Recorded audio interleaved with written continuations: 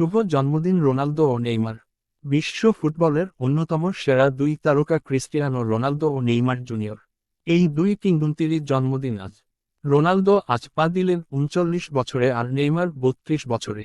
১৯৮৫ সালের এই দিনে পর্তুগালের মাদিরিয়াতে জন্মগ্রহণ করেন ক্রিস্টিয়ানো রোনালদো। পুরো নাম ক্রিস্টিয়ানো রোনালদো দস সান্তোস এভেইরো। মাত্র ৩ বছর বয়স থেকে রোনালদো ফুটবলের সংস্পর্শে আসেন। কৈশোরে তার প্রিয় দল ছিল বেনফিকা। যদিও নিজের সিনিয়র ক্যারিয়ার শুরু করেন বেনেফিকার প্রতিপক্ষ স্পোর্টিংয়ের হয়ে।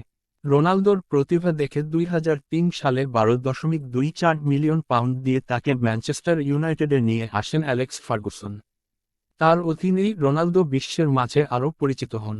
রোনালদোকে ম্যানচেস্টার ইউনাইটেডের ঐতিহ্যবাহী ৭ নম্বর জার্সি দেয়া হয়।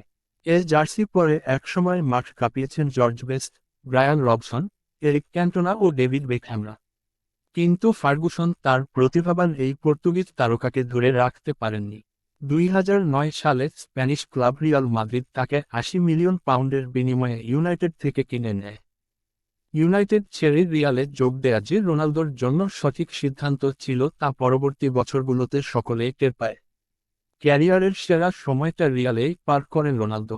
গড়েছেন নানান রেকর্ড, জিতেছেন সম্ভাব্য সকল ট্রফি। লিওনেল মেসির পর সর্বোচ্চ ব্যালন ডি অর পুরস্কারও জিতেছেন পর্তুগালের এই মহাতারকা। রিয়াল ছেড়ে অভেন্তাসের পর আবারও ম্যানচেস্টার ইউনাইটেড। অনেকেই মনে করেছিলেন ক্যারিয়ার শেষ করবেন ইংল্যান্ডের সবচেয়ে জনপ্রিয় ক্লাবটির হয়ে।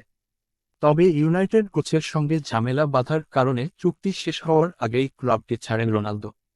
এরপর সবাইকে অবাক করে যোগ দেন সৌদি আরবের ক্লাব আল নাসরে। সেখানেও আলো ছড়িয়ে যাচ্ছেন তিনি। বিশেষজ্ঞদের